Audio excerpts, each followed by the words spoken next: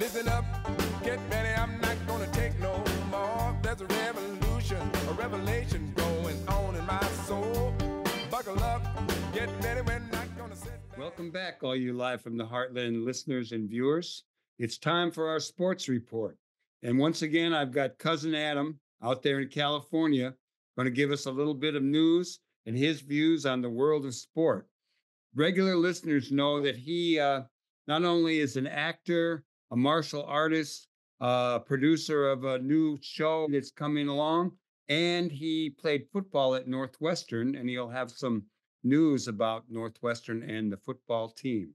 Take it away, Adam. Good to see you. Great to see you as well. Thank you so much for having me. Hello to everybody out there and live from the Heartland. It's great to be here again. Yes, for those of you in the Chicago area who love Northwestern, love college football or college sports, there's a lot of activity going on with the Northwestern program. I just want to give you some quick highlights. So last year, the season started off with a big challenge, major challenges, major concerns, but they righted the ship under the leadership of the new head coach, Coach Braun, who led them to an amazing season. They got to a bowl game, the Las Vegas Bowl. They won that game and looked really great doing it. So there's a lot of positive momentum for the program. But one thing that was happening for this entire university and their sports programs is the stadium that they played at, which when I was playing there was called Dyke Stadium and then was renamed Ryan Field, needed more than a makeover. It needed a clean swipe and a reboot. So they've actually are completely eliminating the old Ryan Field and building a brand new state-of-the-art stadium.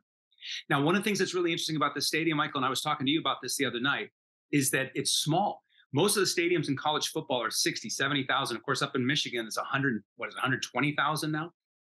But this stadium will only seat about 30, 35,000, I believe it is.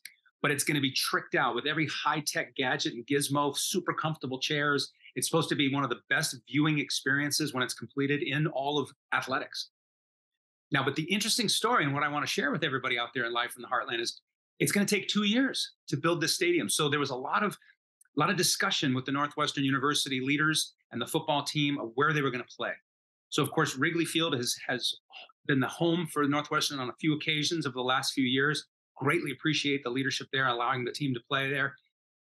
However, there's a team that plays there regularly. So getting in that stadium on a regular basis might be a little challenging. Same thing with Soldier Field. Plus, they're really expensive to rent them out.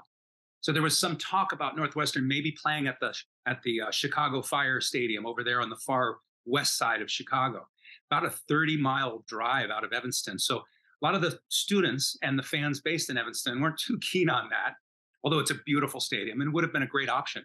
But they came up with a really creative idea.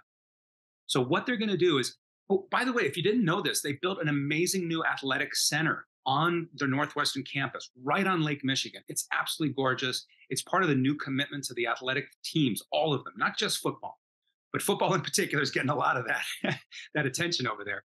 Well, there's a beautiful open field right next to the new Martin Athletic Facility.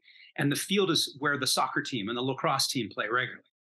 Well, what they're going to do is they're going to build temporary seating, 15,000 seats around this little stadium.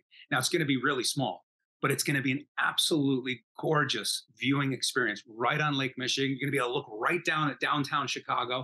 It's going to be something special. Now, they are going to have a couple of games with some major opponents that bring a big fan base with them. The University of Illinois, our rivals, Fighting Illini, and Ohio State University Buckeyes are coming up this year. And they're probably going to play at Wrigley or Soldier Field, one of those, or both of them. They haven't announced that yet. And the other one that I'm hearing is maybe going up to Lambeau Field when they play Wisconsin. So there's some more news coming out about all this, but it's just really exciting for all of us at Northwestern and with Northwestern alumni about the new things happening with the football program. I hadn't known that until you told me the other day. I did know that. I've been following, and we've had not only you, but we had Jeff Smith on, who's a longtime Evanston activist, Yes. talking about tearing down Dyke Stadium or Ryan Field. Yes. And I didn't know they had changed the name. I had forgotten that. I liked it when it was called Dyke Stadium. And there was a lot of pushback from neighbors, but it was mainly because they were going to also do concerts there. And Absolutely. some question about the new mayor and him going along with it when he had been a long time kind of a progressive activist. I'm fine with them building a new stadium as long as Mustard's last stand is still there, where you can get a good hot dog or Polish sausage. Will be fine. And I Absolutely. haven't actually been in that stadium since you played there. Um, but speaking of football, and we're just into the baseball season, and basketball is in its the playoff mode. The beloved Bulls are out, and they really got creamed the other day by Miami. Um, They did in that game, but let's give it up for the Chicago Bulls. They played really hard this year. They have a really good core group. DeRozan is spectacular, and hopefully they're going to run it back next year and go even further.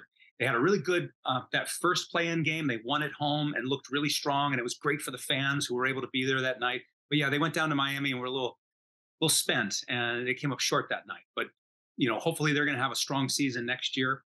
And then well, if likewise, Alonzo Ball is back, that'll be a big thing, and if we keep some of the guys we have, I'm not sure how it'll all shake out. But I do got to say that I've really come to love watching the Bulls.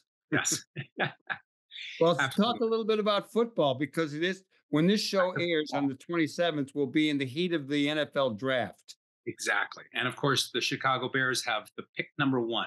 Most likely, they're going to be taking this amazing football player, quarterback out of the University of Southern California. And he is a terrific player and has a great future ahead of him.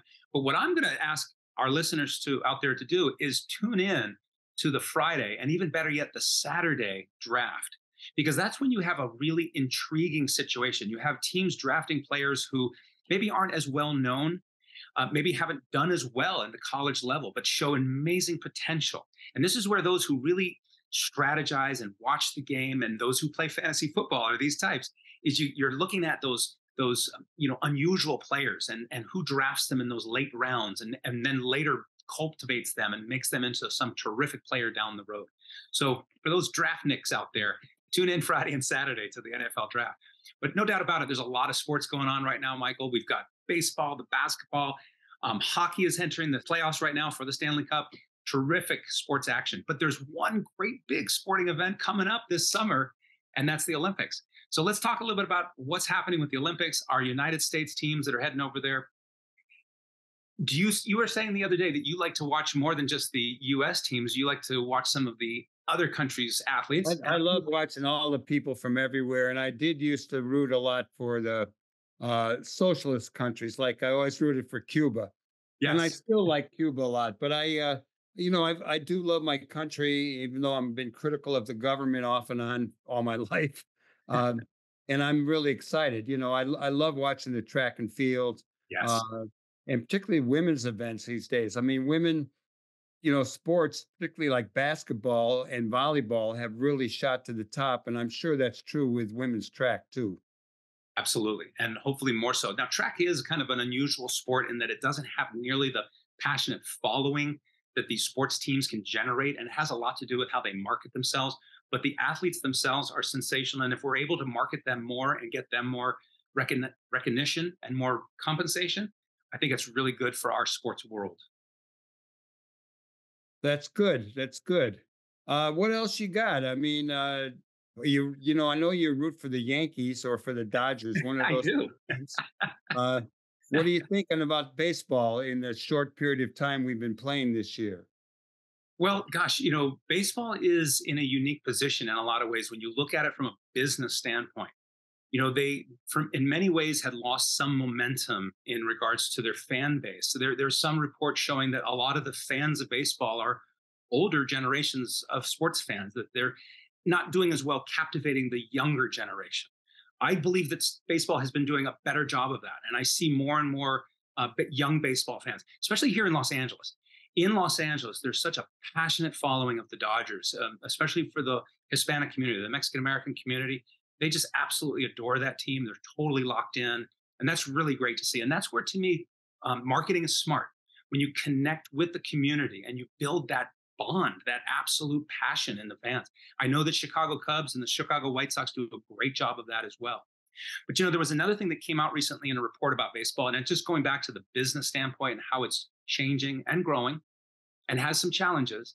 And that has to do with the number of African American players. It's actually dropped one of the lowest levels ever. We just celebrated Jackie Robinson Day in Major League Baseball. And we also wanted to take a moment to pause and look at the fact that it's becoming something that is absolutely booming worldwide. We've got amazing baseball players coming over from Asia, from Taiwan, South Korea, and of course, Japan. We also have this enormous influx of players from the Caribbean, Latin America, Mexico. And yet we are seeing less and less African American players. And so that's a concern. And what we want to do as passionate sports fans, of passionate baseball advocates, is help get the game going out there in the community. Try to help organize and support. It's something I've mentioned many times on the show is if you're a fan of sports, don't just watch it, get out there and do it. Play it if you can, but support it any way that you can. You might want to volunteer to be a sports team manager, or if you're an expert in marketing, maybe call up your local minor league team and say, hey, can I help you get more fans coming out to the stadium? That's the key to helping grow the sports, in my opinion. Adam, you mentioned all the players coming from other parts of the world and the proliferation of the game and the attraction to the game worldwide. Why do you think it is that there are fewer African American players? I mean, I don't think it's a question of racism. I think it might have something to do with so many African American athletes going into basketball, going into football, and being a major segment of both of those sports, and even into soccer all of a sudden. Correct. Well, a couple of things you want to think about that is regards to the economies of our sports. Basketball, you need a net, you need a hoop and a backboard, and you need the ball, but in a hard court to bounce it on. But that's pretty much it. And a lot of public parks will have that. Baseball is different. You need a bunch of people. You need 9. Actually, you need 18, 9 on each side to really play it right. You need that hard ball and you need that hard bat. And those can be really dangerous too. So you don't see it played as much and as easily.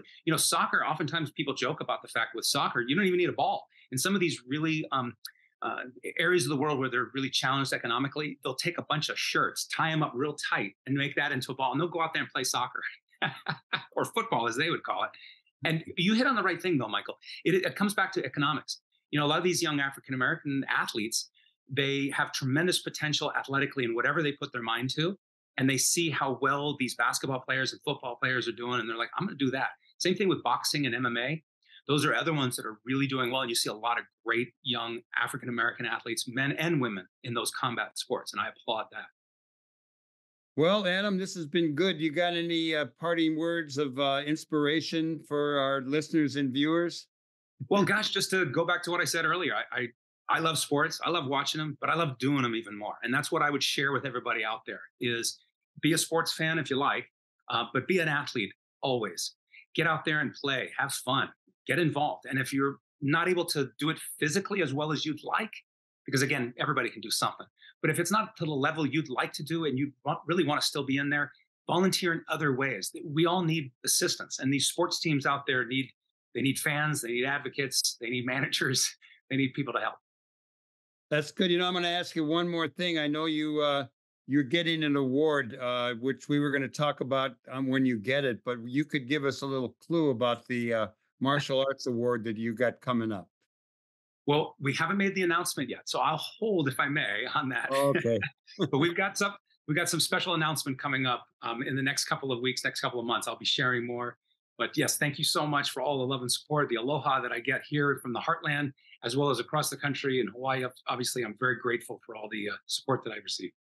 Yeah, Adam grew up in Hawaii, played football at Punahou before he went to Northwestern. And I always like talking to your cousin. And